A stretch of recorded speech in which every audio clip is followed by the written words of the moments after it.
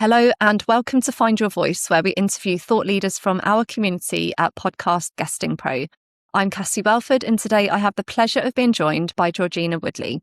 Georgina is an insight strategist and creator of human energy intelligence. With more than 20 years in market research and customer psychology, she helps leaders understand how human energy shapes performance, culture, and customer experience. Georgina, welcome to the show. Thanks, Cassie. Pleasure to be here. Fantastic. We're really looking forward to getting to know more about you and your expertise. And I would love to start by asking if you can describe the moment that made you link stress and energy to customer experience. Well, it's interesting actually because it wasn't a single moment, but it was a series of very pivotal moments in my career at different points that kind of came together at a pointy end where I just went, this is inevitable. And it started delivering results to a client where consistently they'd been getting results that were like 4 out of 10 for their customer experience. And they'd become so immune to that number that they just didn't think about it. And they didn't think about the person that was sitting behind the scores until I decided to record interviews and play them on an auditorium. And this is before the days of digital and easy video capture, etc. But when I played those voices across that auditorium, you could have heard a pin drop with people just suddenly, aha, I get it. So this is a whole bunch of staff who were listening to their customers, but not really truly understanding what's going on for the customer who's trying to run their business using this brand services. My background in customer experience led me in all sorts of tangents, but another moment where it was really key was just seeing in-depth interviews, people describe key moments in their experience where they'd had peak moment. And in this case, they were describing what actually was a sales call, but they thought was like a customer check-in to make sure they were happy and on the right plan, etc. And just the depth of the emotional connection people had to that moment was incredible. And when we ran that through our customer experience program, the scores were ridiculously different and people could remember things from 10 years before. And these things just kind of reinforced the emotional connection people have with experiences. And on the staff side, I then found myself sitting in what they call a double jack situation. I'd recommended we listen in to some customer calls to really put context to it. And the interesting thing was the team that I was working for weren't that interested in personally participating in that. They were so kind of removed from the customer. But as a research agency, I was like, this is what we really should do to enhance our understanding of this. And sitting in on those calls where staff knew I was sitting there 2 meters away from these people. They'd been introduced to me. They knew what I was doing there. And a customer call came in and they were very angry. This customer had like a series of letdowns, and this staff member needed to transfer them to their colleague, and they transferred them, put it through to the colleague, said hello to the colleague, spent 5 minutes chatting about their weekend. Meanwhile, this poor customer's sitting on the line waiting, and this is what they were doing in front of somebody watching them. It's a two-way street. Every customer interaction is two ways. There's the staff person, the person on the other end of the call, and the customer, and both bring something into that room, something that happens in the room, but they both already come in with their own stuff going on. And so I guess that was all building, and I was such a passionate advocate for connecting the dots. But what really brought it home was understanding more about stress and what stress does to the body, because I sit there and I'm analysing results and I'm seeing all of these comments from people about how rude the staff member was to them, how they were treated so poorly, etc. Like really strong language. And you kind of go, how can that ever happen? And people are taking that home. When they go home after a day at work where they've been on the end of customer calls that are just kind of constantly at them, they're going home and they're talking to their families about it. Likewise, the customers are going home and they're talking to their family. Oh my God, can you believe that happened to me today? And it's just this stress is spreading out. And I just thought, we've got to do something about this. And so I kind of found myself on a bit of a crusade trying to like connect the two sides, because to me, they've always been very, very siloed and separate. And human capacity is so impacted by the level of stress that we've got on. When we get knocked by something that takes us off our guard, we spend time ruminating about it. We spend time kind of spluttering and carrying on about it. And all of that is quietly draining our energy. And it's also causing disease. I mean, the links between stress and illness are are really strong. But I don't think that's something that organisations are actively thinking about in a lot of cases. Thank you. It's absolutely fascinating. And already, like, you've opened my eyes to this ripple that you describe of one interaction and how that ripples on and on into the family life. And like say, sometimes years later, we do all talk about the really positive experiences that we've had years later. And we do speak about the really negative experiences. Like I say, there's some part of us that doesn't let go of that. No. And in my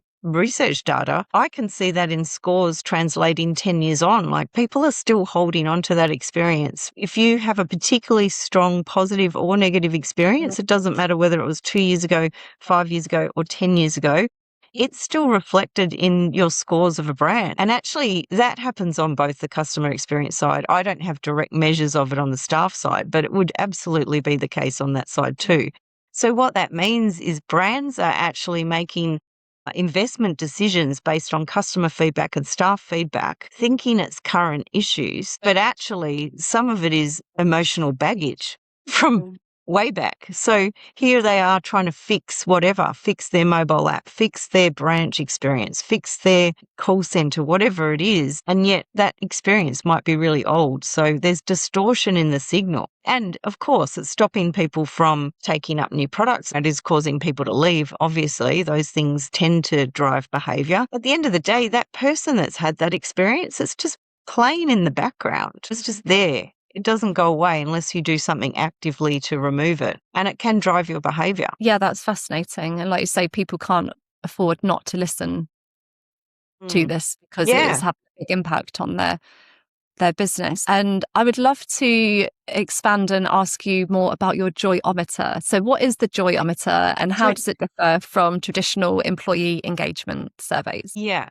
Well, the JoyoMeter is actually something that's not just employee engagement, but it's also customer engagement, because I really saw that need to bring those two sides together because they are reflections of each other. Most traditional programs would measure the experience with the brand, whether it's for staff measuring their experience of their workplace or the customer measuring the experience of the brand in their interactions with it. This does that, but it does it through the lens of joy as opposed to, are you satisfied or would you recommend us? It's how joyful was the experience for you along different dimensions. So it keeps it very succinct. We look at 10 key areas and all of those areas have things that would drive them, obviously, but we're looking to understand the very macro experience. But not only that, we're looking at the underlying human state as well. So it measures the joy that you're experiencing with the brand, but it also measures your internal state of joy because two people can walk into exactly the same place, exactly the same experience, and yet they would have very different experiences of it and memories of it. And that's because of their own, what they bring into the room. So if I'm very grumpy and I go into a customer experience situation, I'm probably going to rate them poorly compared to somebody who's naturally a little bit more joyful. So there's a little bit of distortion in the signal. So that's inherent in most employee engagement programs and most staff and most customer experience programs as well, because people don't like a category, will rate a brand poorly. So if you're a grudge purchaser of insurance, for example, you rate brands poorly. So there's an insurer trying to make decisions about how to invest money to change their customer experience, and they're potentially investing it based on feedback from people that were always going to rate them poorly based on their own internal state. And the thing about the internal state, so wellbeing is obviously a big thing in organizations, but they're often measuring all of the experience with the brand is great, how well you're engaged with your team, how well the leaders are looking after you, all of those things that those programs go into. But if we ignore the human sitting underneath that, what's their experience like? Because they're actually coming into work with a whole life that sits behind them. So they're walking in with all of the stresses that they're carrying from home. They've got whatever going on in their lives, whether it's financial stress, whether it's stress with children who are having challenges, marriage breakdowns, etc., moving house even. All of these things impact our ability to turn up to work and be the best that we can possibly be. But understanding those things, understanding where the pressure points are for people, not at an individual level necessarily, but at the macro level, you can actually make your wellbeing initiatives much more targeted. So if you can see, for example, in your organisation that people are having challenges in their own sense of health and physical well-being, then that might change some of the things you offer them in the workplace. If the challenges that you see are in different areas, it just allows you to tailor what programs you might make available for people to support them, not only in how they deliver their work, but actually how they are in their lives. And the same with customers. If you understand the internal state going on with the customers at a macro level, you can start to see if there are actually opportunities to design your products in a slightly different way to support them, not only in the thing that you're trying to do as a brand, but also something that helps them achieve their own personal goals. And that's not to say you should sort of suddenly go from, all right, we're a bank and now we're going to offer them health and fitness things in their products. But it's about looking for where that opportunity may lie. And we never know what the outcome is going to be until we see the results. But it just allows for a deeper level of understanding of customers and what they need as well. It's fascinating. You've got so much insight. It goes quite deep, doesn't it? Which is what you're looking to spread your mission about. And what evidence have you seen that improving internal energy actually moves the customer experience? Yeah. Well, this is an interesting space because it's so well researched and there are so many case studies out there that talk about when you focus on employee culture, any organisation, and they might measure different things and do different things. But any business that actually cares about its employees and thinks about how it can better support them tends to do better. Productivity is higher when people are engaged. And some of the results across different studies suggest 20% increases in productivity when people are more engaged. And that's a clear productivity measure. And joy is signal of that capacity. So if you think about stress and joy, let's put them on a scale almost here where stress it's a capacity issue. So when you're stressed, your physiology changes. Like the brain shuts down all of the creativity, innovation, and it goes into survival mode. So your actual brain function changes when you're highly stressed. And so you aren't able to be creative and innovative in a very stressed state. On the contrast to that, joy is the total opposite of that. When you have joy in yourself, there's creativity, there's flow. It's biological in our brain system. So it's a signal basically of capacity. And I've gone a little bit off tangent and forgotten the core of it. We love a tangent. And I love how you've linked it to the actual physical. It's not just a fluffy word. Like, let's have more joy. There's actual evidence that your employees will be stifled if you're not. Just coming back to the question you had, which is where the evidence is, organisations have become so kind of like desensitized to a lot of the things that are in organisations. They just kind of see it as the cost of doing business. So you've got employee turnover, but there's always going to be turnover that's higher when you're in a high stress environment or if people aren't engaged with the work that they're doing. You've got things like presenteeism, where people are turning up to work, but they're not actually there. They're just kind of there and so forth. So all of these things, and obviously then you've got the extreme end, you've got the mental health days and the sick days at the very extreme level, because there has been strong links between stress and illness. So at the very extreme level, and there's biological reasons for that too, because basically when we're stressed, our bodies send out the cortisol, they send out the adrenaline, they send out the stress dopamine. We can quite literally become addicted to our stress. Wow. We wake up every morning and the brain says, body, what would you like for breakfast? What chemicals would you like this morning? And the body says, I'm used to cortisol, adrenaline, and dopamine. Thank you, I'll have that. And the brain goes, great, here you go.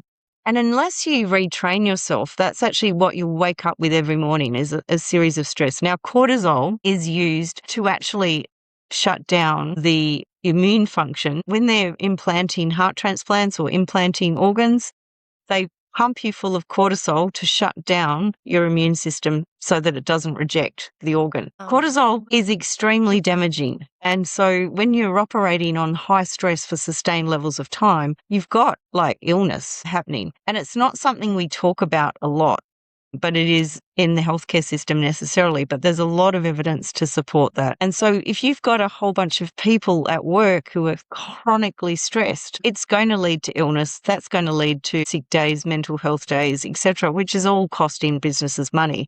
And it's generally something that businesses just absorb because it's just seen as normal and the way of the world, but it Yeah. doesn't have to be like that. And if you could shave just a little bit of that off, not only are you making a difference for the performance of the organisation, we know that brands care about, yes, they care about people, but they also care about bottom line. Those two things can coexist. And when you take care of those people and there's less strain and stress in the system, there's less sickness in the world, there's less load on our public health systems, etc. I mean, it's just, again, it comes back to that ripple effect. Yeah. And so I think a lot of those things aren't quantified. We can say, yes, we can see quantified levels of productivity improvement when employee wellbeing is improved. And businesses, tons and tons of brands have been able to deliver significant growth in capitalisation, etc., from investing in employee wellness.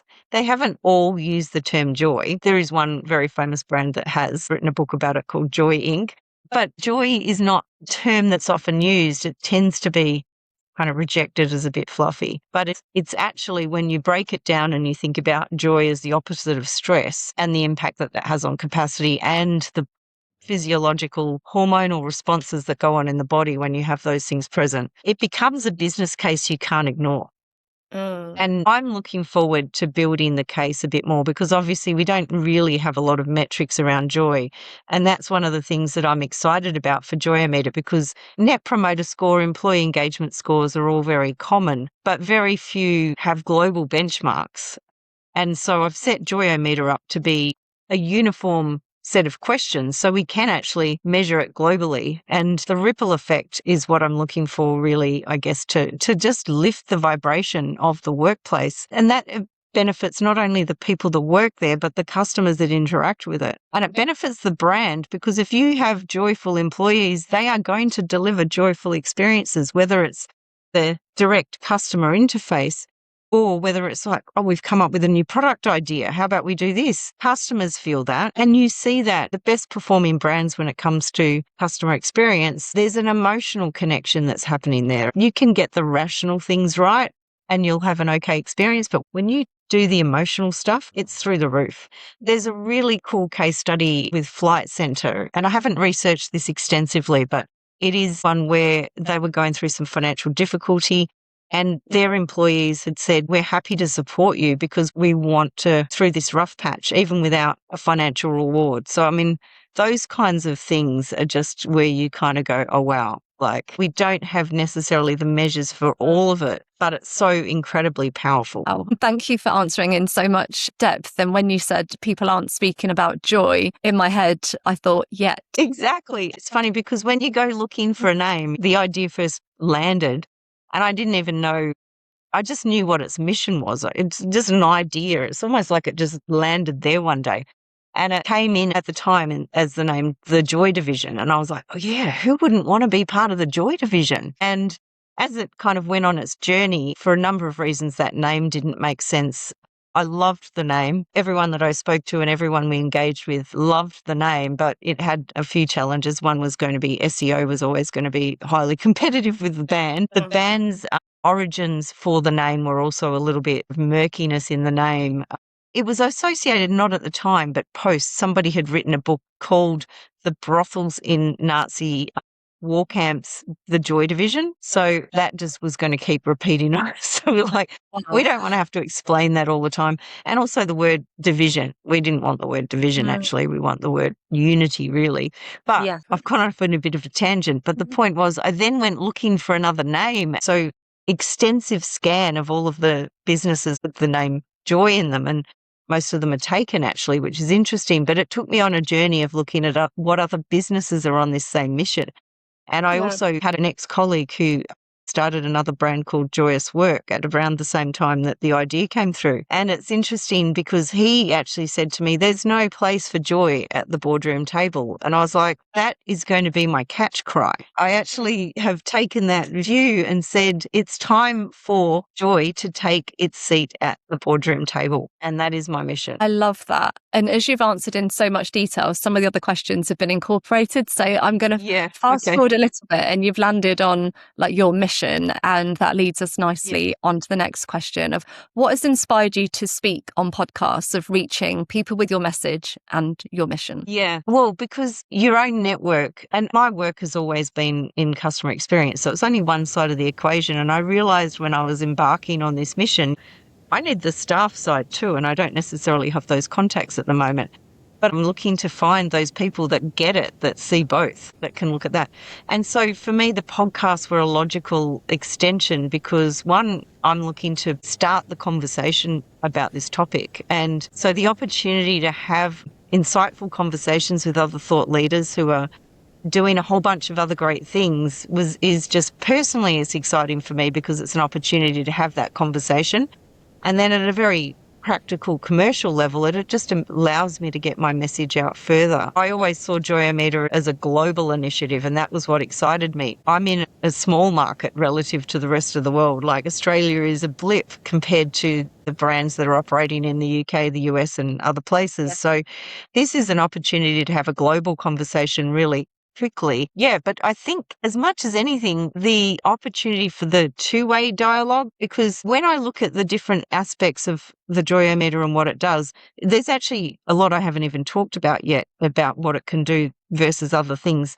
But for me to get that over in a little 20-second or a clip is really challenging. And this is an opportunity to have a more detailed conversation about it and to bring it to life in a different way, but also to get other people's reactions because ideas evolve. And once you then have other input from other people in the industry, for me, JoyoMeter is the product. I love the collaboration, and that's been part of the joy with other people with the name Joy in their business. We're collaborating with the Joy Institute and Joyous Work. And who else is out there that we can maybe really move things along? Because there's a lot of people on the same mission, and it might comes in different forms, and people have different ways of doing it. But the more we can help each other on the shared mission, I think is really exciting. Absolutely love that. And now you are going to be on a global stage, so to speak, connecting with all these other thought leaders, spreading your mission. And I love that question. Who else is out there? I feel like that's a really good place to wrap this up. Who else is out there and who would like to connect with you? And please let us know how can people connect if this is resonating with them. Yeah, and I think the best place to land is on my LinkedIn profile, and that outlines, because I've got a few different elements to the brand, and it just outlines all of what I'm doing so people can take a real solid look at the JoyoMeter if that's of interest. And also down the line, I've got the intervention type initiatives which sit under the transformation initiative, which is kind of like, okay, now we've got the metrics, what do we actually do? So that's it's a good place to start. It's a very good place to start, and feel free to connect with Georgina if you would love to hear more about her and her mission of spreading more joy in the world and the workplace. Thank you, Georgina, so much for being our guest today, and we just want to continue all the best for your future success, and we're just loving working with you so far, and let's see what doors open from here. Thank you, Cassie. It's been an absolute pleasure talking to you today, and I'm grateful for the support. It's fantastic to have this kind of, service available, basically, to connect. Obviously, there's value on both sides, so I love it. Thank you. Absolutely. And this is just the beginning. Exactly. Yeah. Thank you so much, Georgina. And thank you all for listening as well.